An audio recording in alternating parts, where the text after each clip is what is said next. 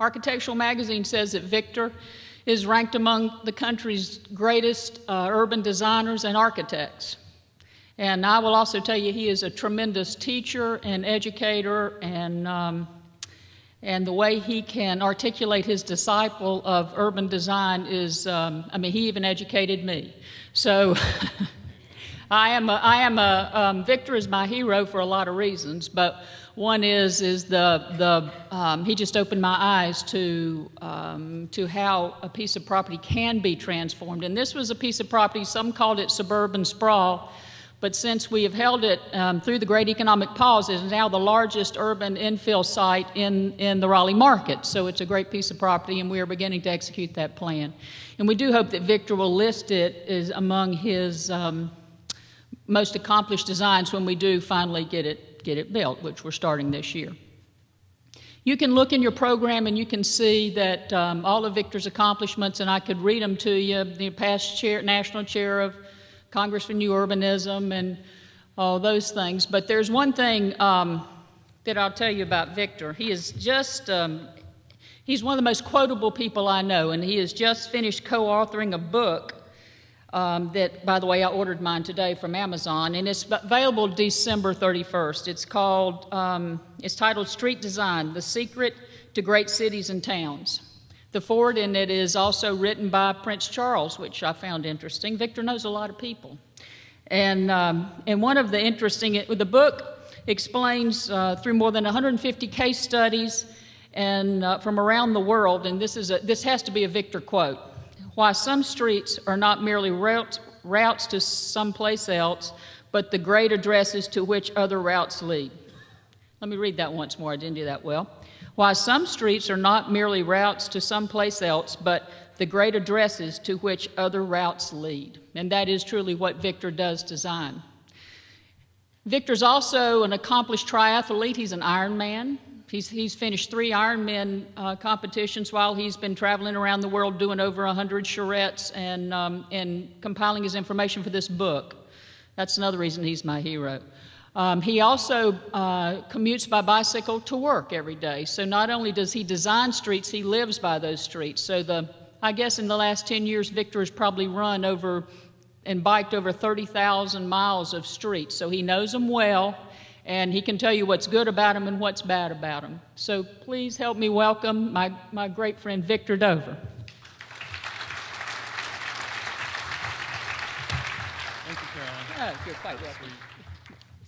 I'm going to give him a second to plug in a different computer than the one Andres used.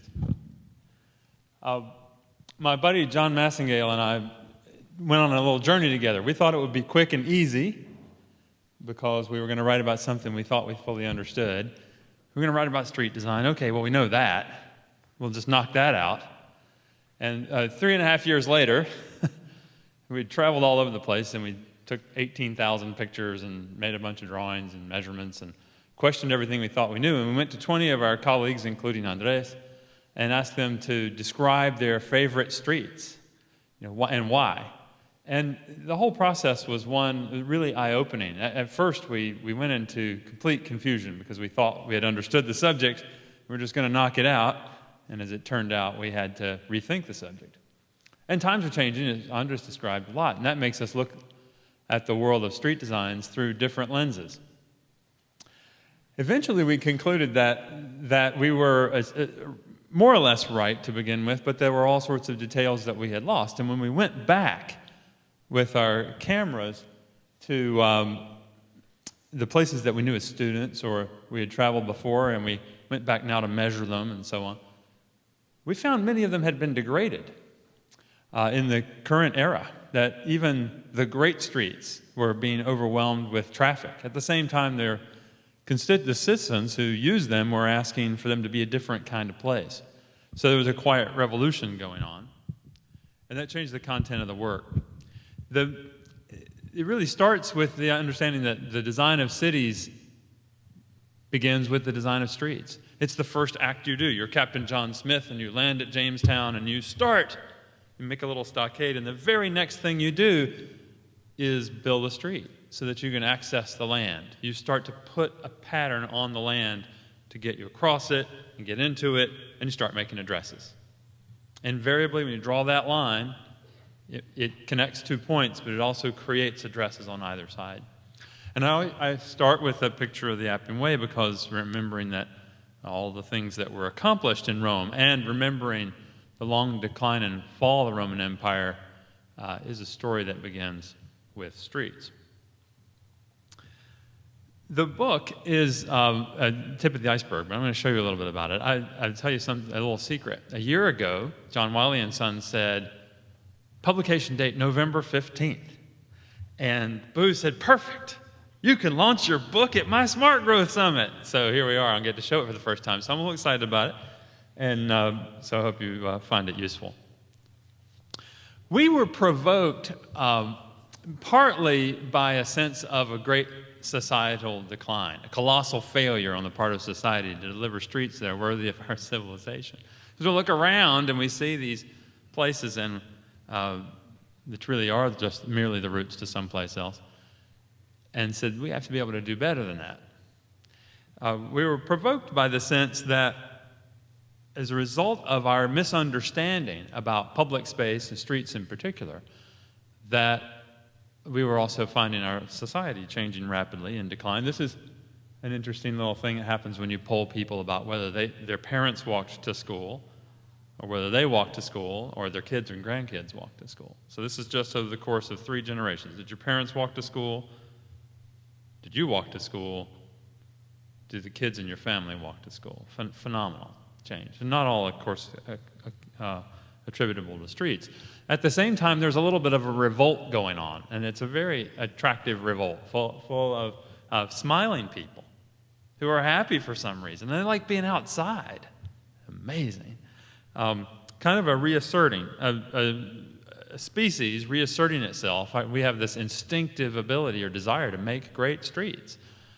And so I think that is also being recovered right now. So you live in a historic moment, kind of a pivotal moment where we have gotten over a delirium, recovering from some amnesia, and we're going back into making streets that are worthy. Now, history tells us that we were once really, really good at it, especially Americans.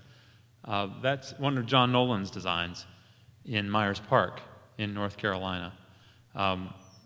Nolan visualized what that place would be like 70 years after those trees were planted according to his specifications. He didn't visualize a share the road sign. That's probably why it's a little leaning, but at any rate.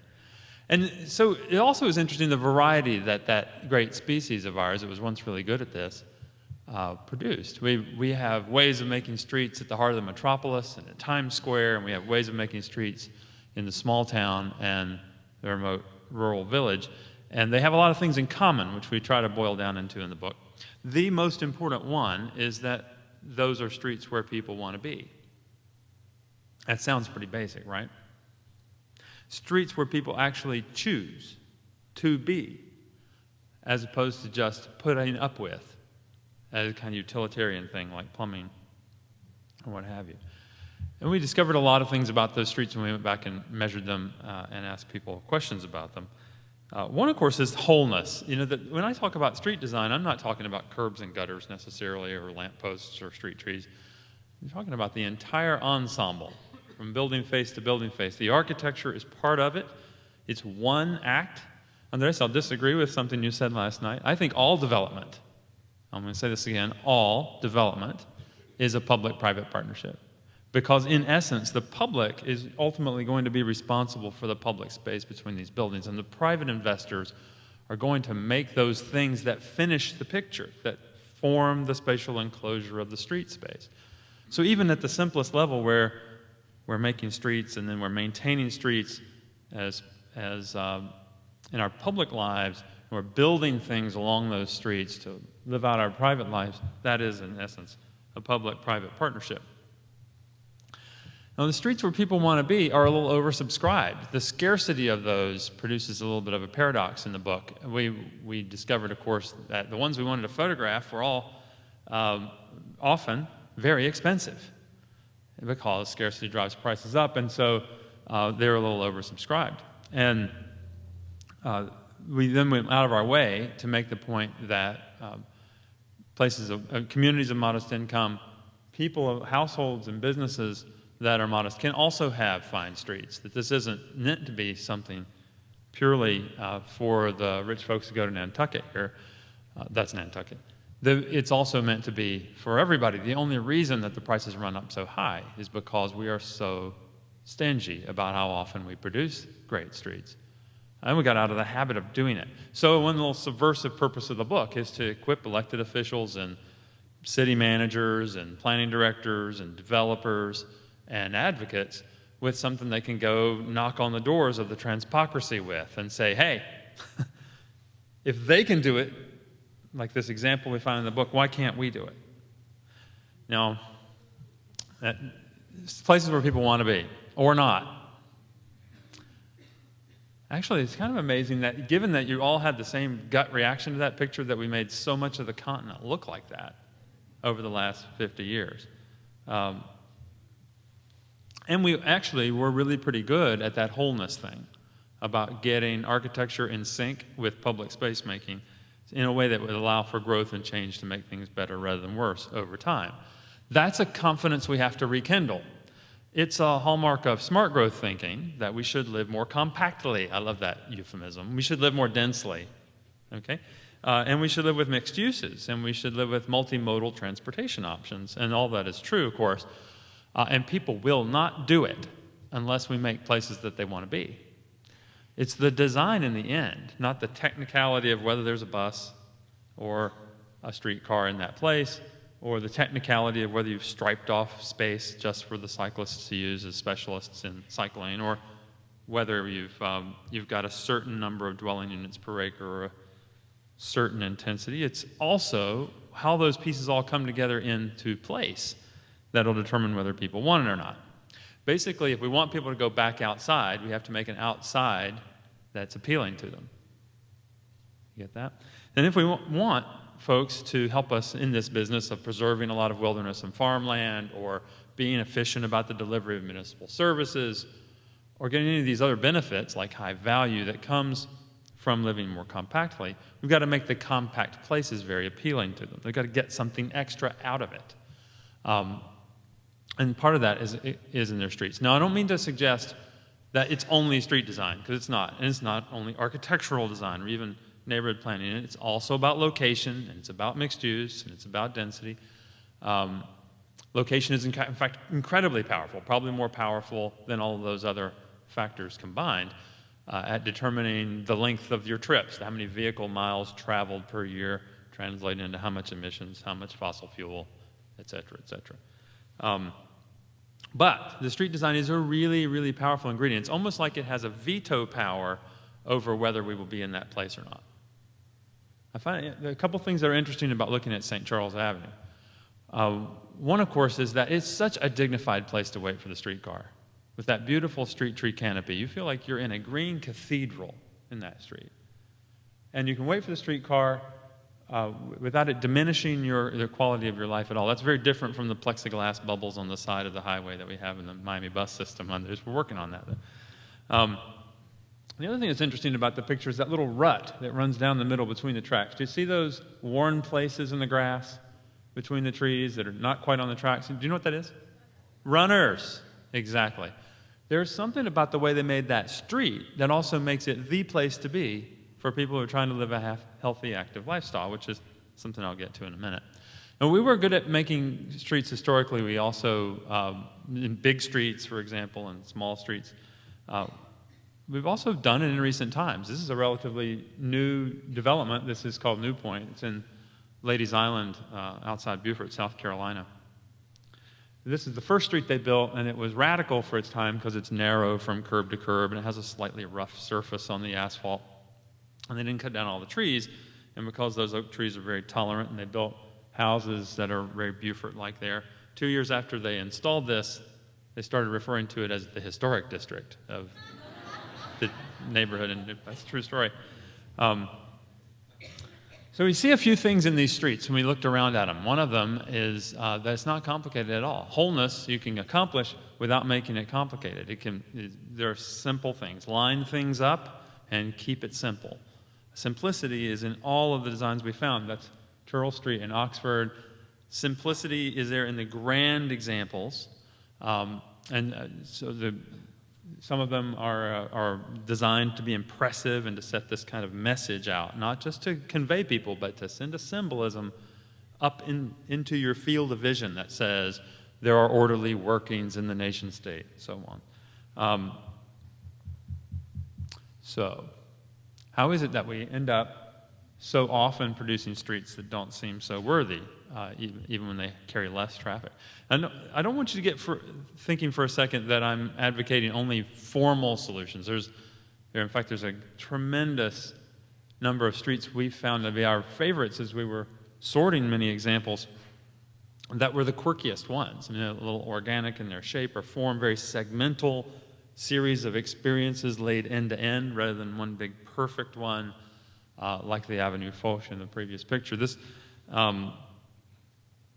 is Dumfries, and look at this. Before what the scholars call organized motordom, when the space of the street was all somewhat shared and everything was a little misaligned and a little quirky and eccentric, very comfortable spaces came there from everything not being perfectly parallel and so on. So there are huge implications. That basically, last night I said you need to think global and act local, or in the new version, think regionally like a super region and then act on your own block. Well, when you get to street design, what you find out is that the little tiny decisions you make end up having regional implications. If you build the street with blank walls or the parking lot or parking garage facing the sidewalk space, and then you wonder why people won't walk in that place. Well, have we made it dense? Actually, you can see exactly what I'm describing in the Roslyn-Ballston corridor in Arlington County, Virginia, just outside Washington, where they have phenomenal density and they have terrible design. And so very often the street spaces, while well served with transit in a phenomenal location, plenty dense, are very lacking and very uncomfortable. And they don't get nearly the performance they could get even from their great smart growth example that it is. So this little decision you make about the building to street relationship, or the little decision you make about one street tree, ends up determining whether that block and that neighborhood is going to be a place where people want to go outside, where they want to reinvest, and then also, more practically, whether they just want to walk, whether they'd be willing to bike or use transit, whether they'll make short trips or long ones in their cars when they do it. So it's powerful. Think of the power you hold when you're making that one little decision. You're actually affecting how your planet will perform as a result of that.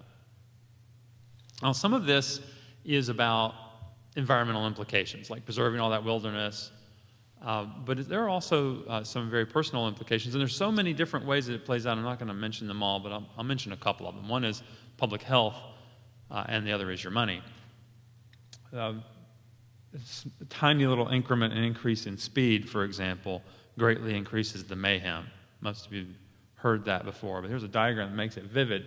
When there's a vehicle-pedestrian collision, just changing from 20 miles an hour to 30 miles an hour as the speed on that street makes it go from fatal 5% of the time to a fatal accident more than half the time. Actually pretty remarkable. So speed kills, which makes you wonder why we design things for the free flow all the time in the world of transportation planning and traffic engineering. Safety also just has to do with what it's like when you're out there. If you don't feel comfortable, you're probably going to retreat from the space. If you do go out, you feel like you have to go out with special equipment on your head and that kind of thing.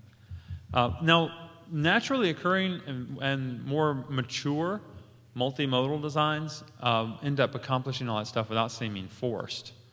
It just naturally occurs that things are close together and the values are high in those places. And so I put this here just for all of us that love the bumper sticker Complete Streets.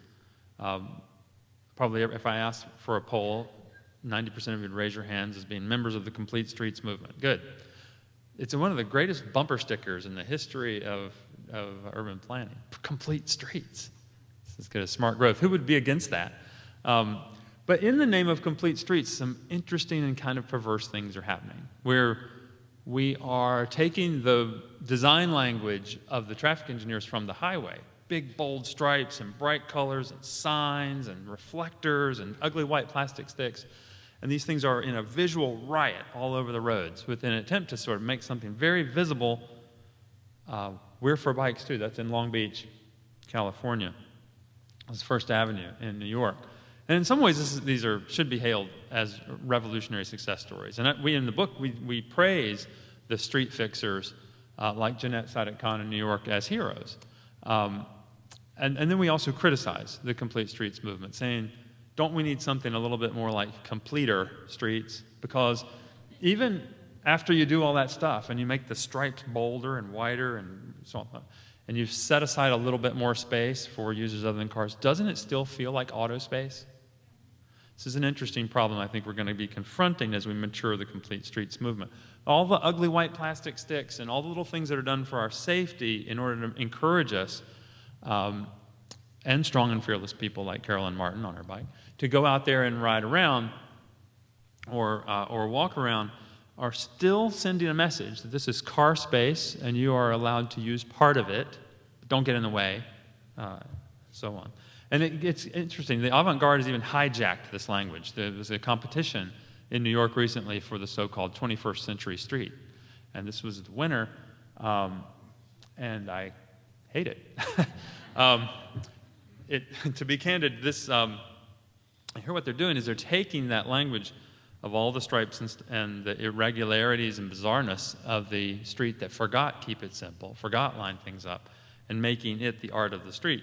And I think in the end, this will feel more like car space. Consider the perversity of the now ubiquitous, NACTO-approved bike lane that swerves over to avoid the left turn pocket and then swerves back and so on. That's straight out of the manual. You don't believe me, go look at Long Beach, California, and you'll see what I'm talking about. So we need something else. We need completer streets. And the way we're going to get that is by reinvigorating the menu of options and design possibilities. We used to know how to make multi-lane, multi-way boulevards. When we needed a wide street with local and regional throughput, we could do that, and we didn't sacrifice the design to do it. And we encourage people to go outside. Now, I should stop on the health thing just for a second. We have all these little tubby Jasons and Jennifers, and we got to get them off the couch.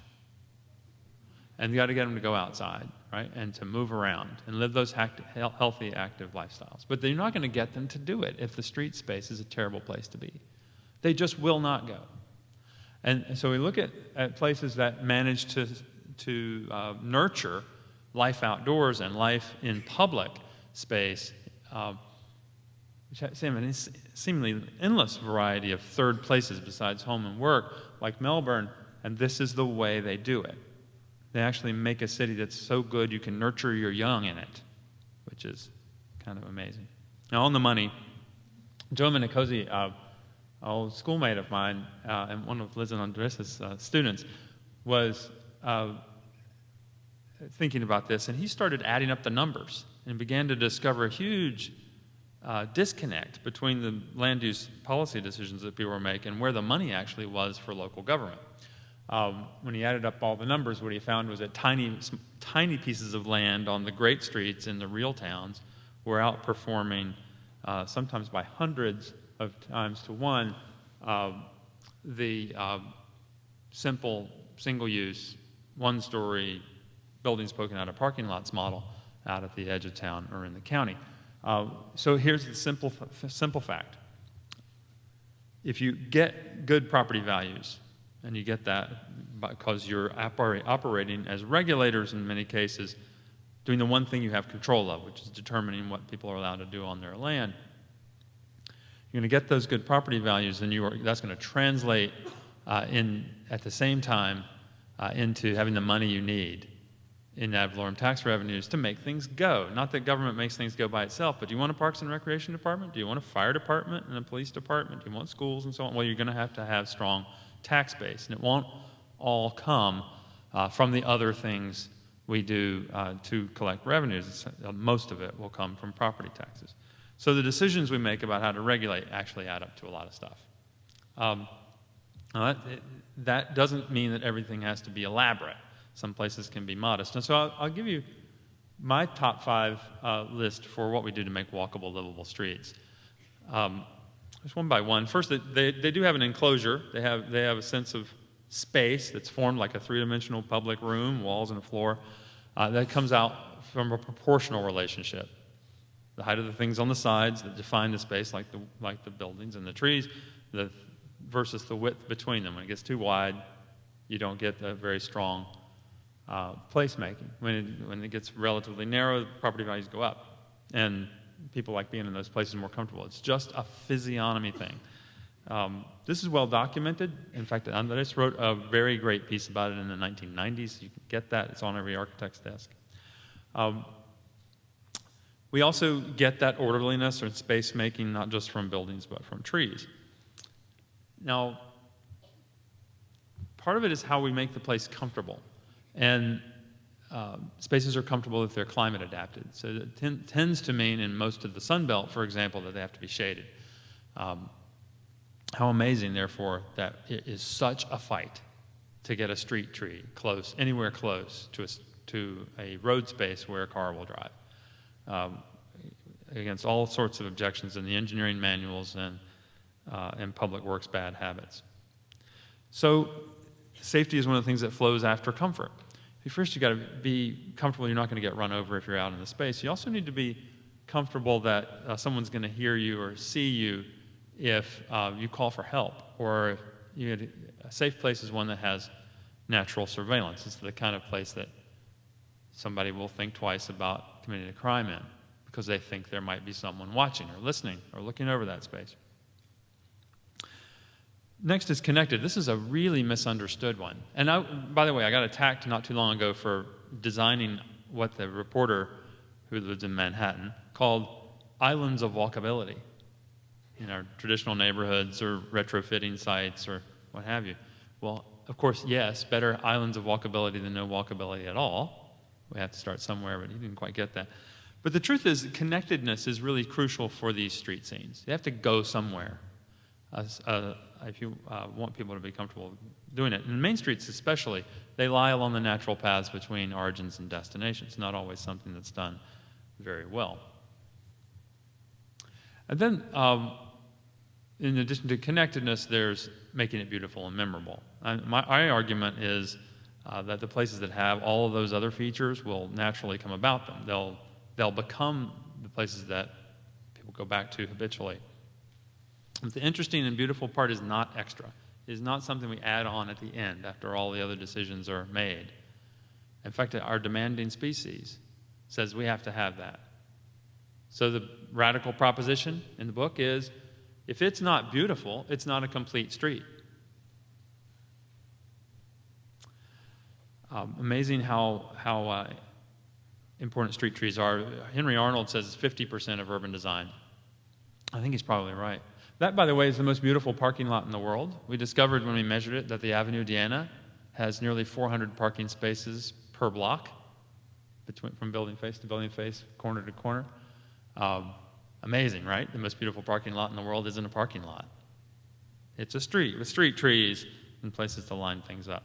So as we take a kind of tour through this big menu, this big variety, and we look at historic streets, and we look at street systems and networks, we look at how to change the streets we've got into the streets we'd rather have, which often means diminishing the amount of car space.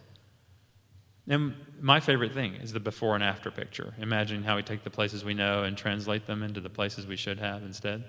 And that implies growing our way out of our problems. And we look at newly created streets. It was hard, actually, to find enough good ones in the book to balance it out. But there are some, and it all scales. From wide and grand ones to main streets to small and intimate ones.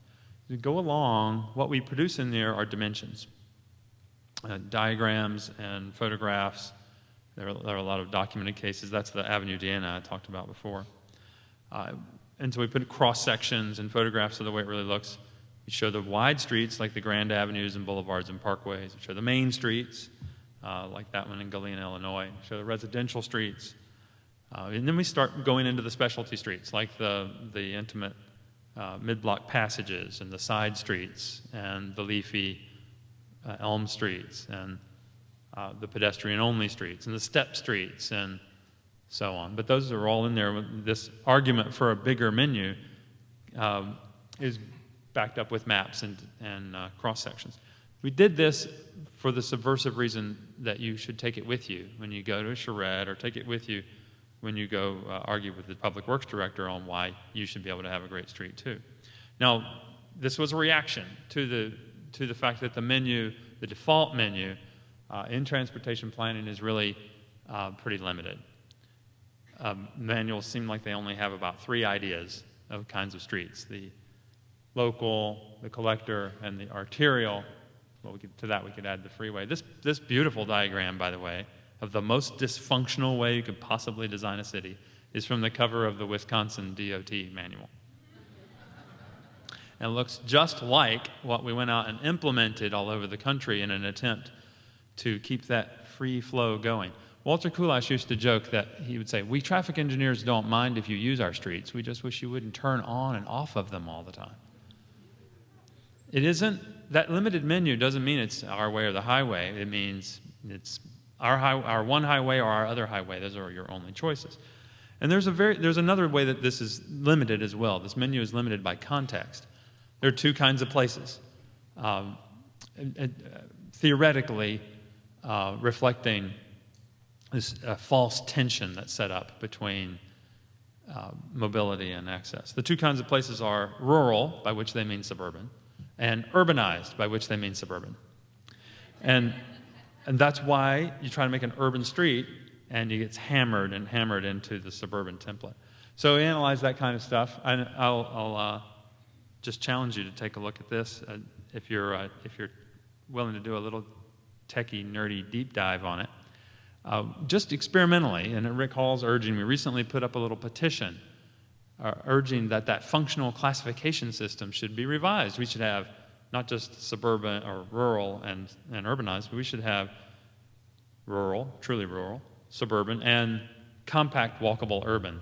When you're in the compact walkable urban, you ought to have the ability to make those livable streets with their narrow dimensions and their slow design speeds without having to write 30 pages worth of design exceptions and hire lawyers and engineers and so on to argue against everybody just so you can do the right thing. When we put that petition up online, and it instantly, without any advertising, attracted hundreds and hundreds of signatures.